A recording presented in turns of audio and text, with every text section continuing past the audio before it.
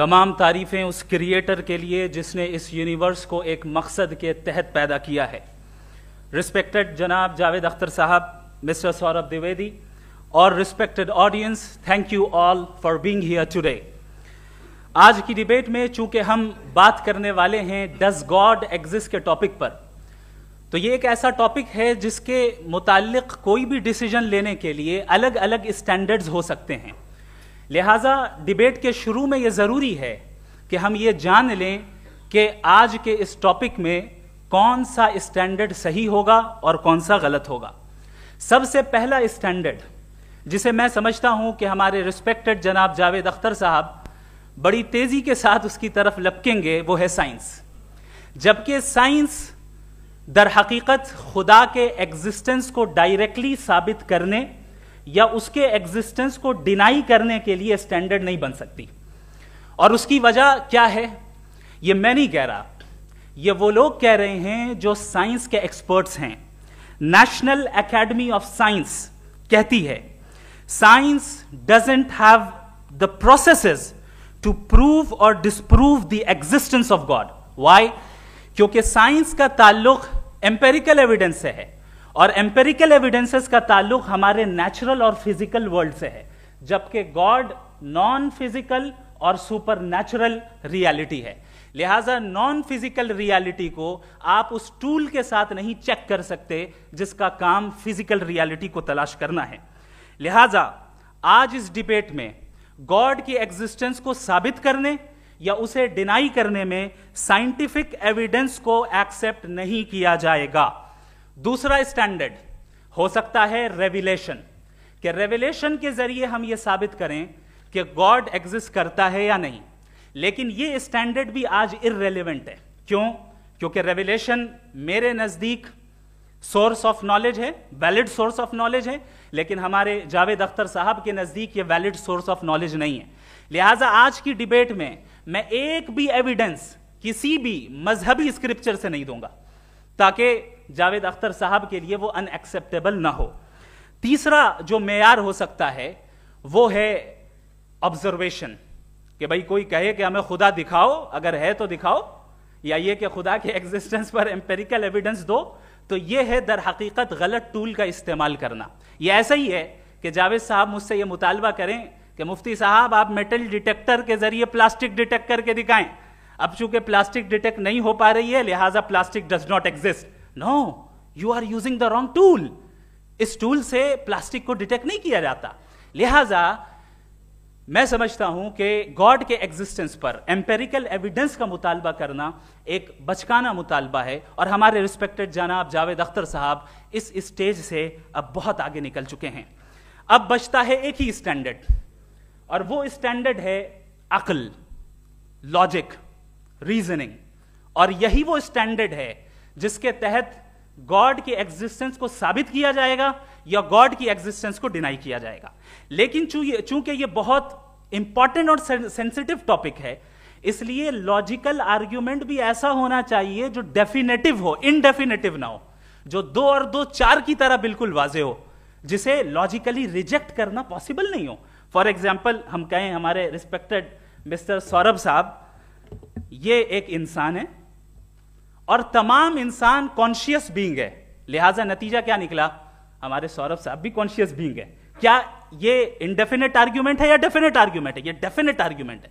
یہ 2 اور 2 کی طرح واضح ہے, اس میں کسی طرح جو ہے لاجیکلی اس کو ریجیکٹ نہیں کیا جا سکتا. تو اگر آج ہمارے جاوید اختر صاحب ایسی کوئی عقلی دلیل اور لاجیکل ایویڈنس دیں خدا کے نہ ہونے پر جو ڈیفینٹ بھی ہو, تو میں یہ اعلان کرتا ہوں کہ یقیناً میں اس ایویڈنس کو قبول کروں گا اور اس پر غور کروں گا. لیکن ساتھ میں یہ بھی اعلان کر دیتا ہوں پریڈکشن کے طور پر کہ ایسا کوئی ڈیفینٹ آرگیومنٹ کوئی نہیں پیش کر سکتا. دلیل ہم دیں گے اور ڈیفینیٹو دلیل دیں گے, لاجیکل دلیل دیں گے, ایسی دلیل دیں گے جو انٹائر ایتھیسٹک ورلڈ اسے ریفیوٹ نہیں کر سکتی. چلیں اب ہم ایک ایگزامپل سوچتے ہیں, ایک سینیریو, سمپل سینیریو. تمام آڈینس سے گزارش ہے, ہم اور آپ ایک آئسولیٹڈ آئیلینڈ پر ہیں, ایسا آئیلینڈ جہاں پہ ہم سے پہلے کوئی کبھی نہیں گیا.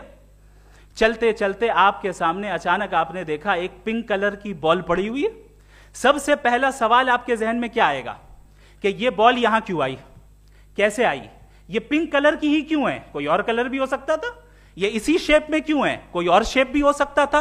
नेचुरली आप इस तरफ पहुंचेंगे कि कोई ना कोई है जिसने इन स्पेसिफिक प्रॉपर्टीज के साथ इस बॉल को बनाया है और यहां पे रखा है। चूंकि आप जानते हैं कि ये जो बॉल है इसका एग्जिस्ट करना जरूरी नहीं है, ये एग्जिस्ट कर भी सकती थी, नहीं भी कर सकती थी, और एग्जिस्ट करना ही था तो किसी और फॉर्म में करती, किसी और कलर में करती।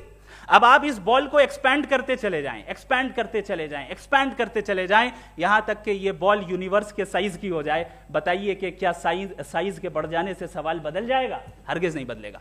अभी भी सवाल रहेगा, ये यूनिवर्स कहां से आया, इन स्पेसिफिक प्रॉपर्टीज के साथ कहां से आया, क्यों आया, किसने बनाया, ये सवाल उस वक्त भी वैलिड रहेगा। लेकिन ये सवाल अगर हम जनाब जावेद अख्तर साहब से करें तो चूंकि इनका वर्ल्ड व्यू एथिस्टिक है, और सिर्फ इनका नहीं, मतलब जितने भी एथिस्ट हैं और एथिस्टिक वर्ल्ड व्यू को रखने वाले से अगर आप ये सवाल करें कि ये यूनिवर्स कहां से आया, तो इनका जवाब या तो आर्ग्यूमेंट फ्रॉम इग्नोरेंस होगा या डॉगमेटिक होगा। या तो ये कहेंगे कि मुझे नहीं पता कि ये कहां से आया, लिहाजा गॉड डज नॉट एग्जिस्ट, ये आर्ग्यूमेंट फ्रॉम इग्नोरेंस है, या ये कहेंगे कि ये यूनिवर्स खुद ब खुद बन गया। इसका मतलब ये है कि उस बॉल को भी खुद ब खुद बन जाना चाहिए, लेकिन बॉल के ताल्लुक से ये एक्सप्लेनेशन एक्सेप्ट नहीं की जाएगी कि ये खुद ब खुद बन गई, लेकिन यूनिवर्स के ताल्लुक से कर दिया जाएगा। इसे हम दूसरे अल्फाज में डॉगमा भी कह सकते हैं। दूसरी चीज, हमारे जावेद अख्तर साहब जरूर गॉड ऑफ गैप्स की मिसाल भी जरूर देंगे, और मिसाल देंगे कि पहले जमाने में बिजलियां कड़कती थी तो लोगों ने किसी एक खुदा की तरफ, और बारिश होती थी तो दूसरे खुदा की तरफ मंसूब कर दिया, उनके पास दलील नहीं थी। यह हमारा वर्ल्ड व्यू है ही नहीं, यह हमारा वर्ल्ड व्यू है ही नहीं, क्योंकि नेचुरल फेनोमेना के प्रोसेस की इंटरप्रिटेशन को जान लेने से यह कहां से साबित हो गया कि गॉड एग्जिस्ट नहीं करता है। इस पर मैं इंशाअल्लाह अभी आगे बात करूंगा। आप हजरात ये भी देखेंगे, और मैं ये एक्सपेक्ट करता हूं कि हमारे रिस्पेक्टेड जनाब जावेद अख्तर साहब जरूर इमोशनल आर्ग्यूमेंट्स भी देंगे, जो कि एक लॉजिकल फेलेसी है जब बात आती है ट्रुथ को डिसाइड करने में। क्यों? मिसाल के तौर पर वो कहेंगे कि अगर गॉड है तो ईविल क्यों एग्जिस्ट करता है, जबकि मैं कहता हूं ईविल का एग्जिस्ट करना गॉड के एग्जिस्ट करने की दलील है, उसके खिलाफ नहीं है। चूंकि अगर गॉड है तो हम सब उसके सामने अकाउंटेबल हैं, और अगर हम अकाउंटेबल हैं तो अकाउंटेबिलिटी के लिए ईविल का मौजूद होना जरूरी है, उसके बगैर हम अकाउंटेबल नहीं हो सकते। और अगर हम अकाउंटेबल नहीं हैं तो हम जनाब जावेद अख्तर साहब से पूछेंगे कि आप बताएं कि फिर सफरिंग इस दुनिया में क्यों है? अगर खुदा नहीं है तो सफरिंग क्यों है? और उन लोगों के जज्बे का क्या जिनके अंदर सफरिंग के बाद इंतकाम लेने का जज्बा पाया जाता है और वो इस दुनिया से ऐसे ही चले गए, क्या उनकी सारी तकलीफें बेकार चली जाएंगी? अब आ जाएं उसी एग्जाम्पल की तरफ कि बॉल, मुझसे अगर कोई पूछे इस बॉल को किसने बनाया और या इस एक्सपेंडेड बॉल को किसने बनाया, मैं कहूंगा कि चूंकि ये यूनिवर्स और इस यूनिवर्स की तमाम चीजें कॉन्टिंजेंट हैं। कॉन्टिंजेंट होने का मतलब ये होता है कि जो अपने एग्जिस्टेंस पे किसी के ऊपर डिपेंड करती हो, तो जाहिर है ये यूनिवर्स कॉन्टिंजेंट है। और अगर कोई चीज कॉन्टिंजेंट नहीं है तो मैं रिक्वेस्ट करूंगा कि मुझे दिखा दें कि कौन सी चीज यूनिवर्स में कॉन्टिंजेंट नहीं है, हम भी जरा गौर कर लें और हम भी देख लें। और जब कॉन्टिंजेंट चीजें मौजूद हैं तो फिलोसोफर्स की इस्तिलाह के मुताबिक, हम उस टर्मिनोलॉजी के मुताबिक हम उस जगह तक पहुंचते हैं और उस हस्ती तक पहुंचते हैं जिसे नेसेसरी बीइंग कहा जाता है, कि ये वो नेसेसरी बीइंग है जिसका मौजूद ना होना नामुमकिन हो। क्योंकि अगर ये मौजूद ना हो तो सारी चीजें एग्जिस्टेंस में आएंगी ही नहीं, और ये सारी कॉन्टिंजेंट चीजें उसी के ऊपर डिपेंड करती हैं। अब अगर आप ये सवाल करते हैं कि फिर उस हस्ती को किसने बनाया, फिर उसका कॉज क्या है, फिर उसका कॉज क्या है, फिर उसका कॉज क्या है, और एंडलेसली चले जाएं, इसे हम कहते हैं इन्फिनिट रिग्रेस ऑफ कॉजेस, जो कि लॉजिकल फेलेसी है। कॉन्सेप्चुअली इन्फिनिटी पॉसिबल है। मिसाल के तौर पे न्यूमेरिकल्स 1 2 3 गिनते चले जाएं, इन्फिनिट नंबर्स हैं। मैं कॉन्सेप्चुअली बात नहीं कर रहा, प्रैक्टिकली रियलिटी में साबित करके दिखाएं कि infinite regret of causes possible हैं या नहीं। अगर पॉसिबल हैं तो हम मान लेंगे, मिसाल दे दें, और पॉसिबल नहीं है तो एक ही ऑप्शन बचता है जिसे हम कहते हैं नेसेसरी बीइंग। ऐसी नेसेसरी बीइंग जो इंडिपेंडेंट है, क्योंकि अगर वो डिपेंडेंट हुई तो वो नेसेसरी नहीं रहेगी। ऐसी इंडिपेंडेंट बीइंग जो इटर्नल है, अगर वो इटर्नल नहीं होगी, उसकी बिगिनिंग होगी तो वो खुद कॉन्टिंजेंट है। ऐसी बीइंग जो पावरफुल है, क्योंकि कॉन्टिंजेंट को एक्चुअलाइज करने के लिए पावर चाहिए। ऐसी बीइंग जो इंटेलिजेंट है और नॉलेजेबल है, क्योंकि ये यूनिवर्स स्पेसिफिक फॉर्म और स्पेसिफिक लॉज ऑफ नेचर के तहत प्रिसाइजली चल रहा है। Thank you. تھینک یو مفتی صاحب. میں ان دلیلوں کے بعد جاوید اختر صاحب سے گزارش کروں گا, آپ بیٹھ کے بولنا چاہیں گے یا وہاں؟ جی.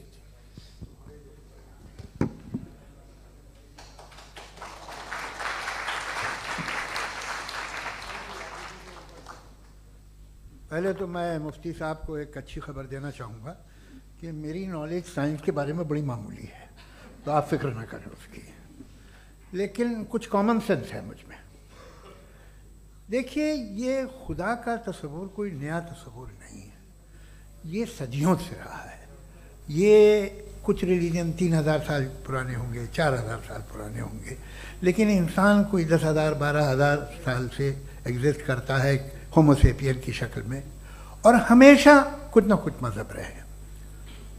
یہ مذہب جاہلوں کے نہیں تھے, یہ مذہب ایک ایسی گریک سوسائٹی کے تھے جہاں بڑے بڑے فلاسفرز پیدا ہوئے. یہ مذہب ایجپشینز کے تھے جنہوں نے پیرامڈز بنائے تھے. یہ رومنز کے تھے کہ جن کا آرکیٹیکچر اور سینٹ یعنی پہلی بنیاد ڈیموکریسی کی لمیٹڈ تھی مگر ڈیموکریسی تھی, یہ ان لوگوں نے کیے تھے. تو ان کا جو جوپیٹر تھا, را تھا, زیوس تھا, انہیں اس پہ اتنا ہی اعتماد تھا جتنا آج کسی مذہبی آدمی کو اپنے خدا پہ ہوگا. کرسچینٹی آنے سے پہلے یورپ میں ایک مذہب تھا جرمینک ریلیجن. اس کا ایک خدا تھا, اس کی ایک بیوی تھی, اس کے 2 بیٹے تھے, ایک بیٹی تھی. پھر جرمنی میں جب یورپ میں کرسچینٹی آئی تو وہ خدا, اس کی بیوی اور پورے خاندان چلا گیا.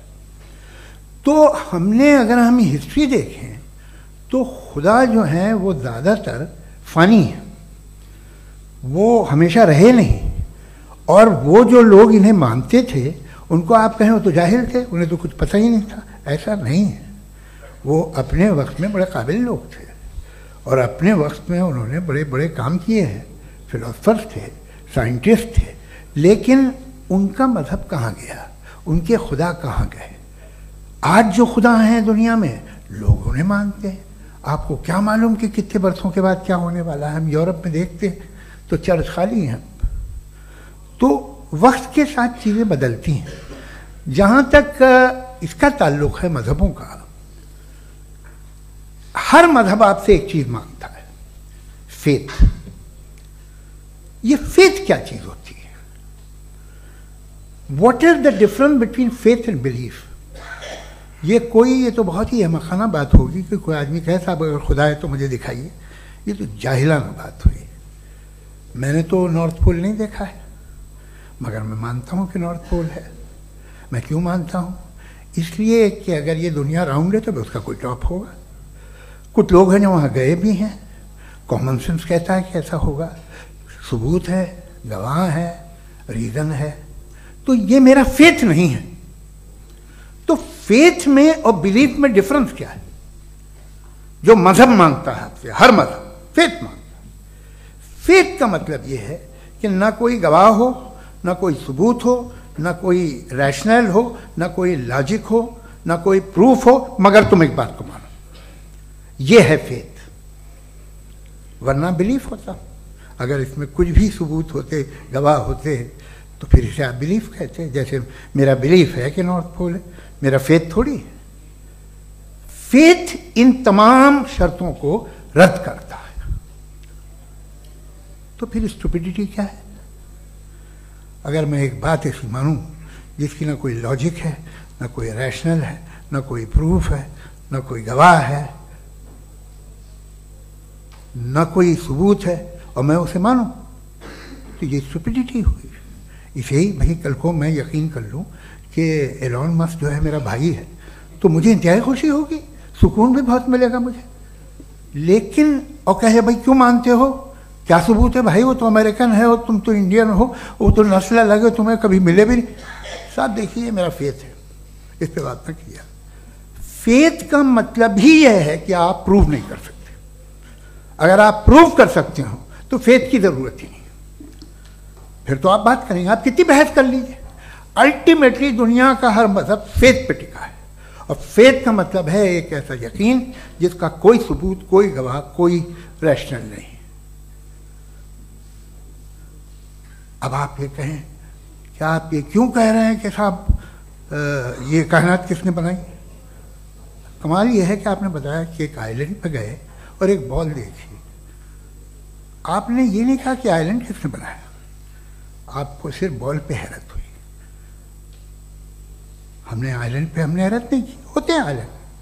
اسی طرح یہ آئلینڈ ہے، ستارے، یہ گیلیکسیز، یہ سب آئلینڈ ہیں، خلا میں. ہم انہیں ٹیکن فار گرانٹیڈ لیتے ہیں، ہم پوچھتے نہیں کس نے بنائے. آپ نے جزیرے کے بارے میں بھی نہیں پوچھا ہے. میری پیدائش کیسے ہوئی؟ کیا میں پلانڈ پیدا ہوا تھا؟ I was planned to be born, یا ایک لکی اسپرم تھا جو کسی ایگ سے چپک گیا؟ میری پیدائش رینڈم. اور انصاف جسے آپ کہتے ہیں، انصاف کا تو نیچر سے کوئی واسطہ ہی نہیں.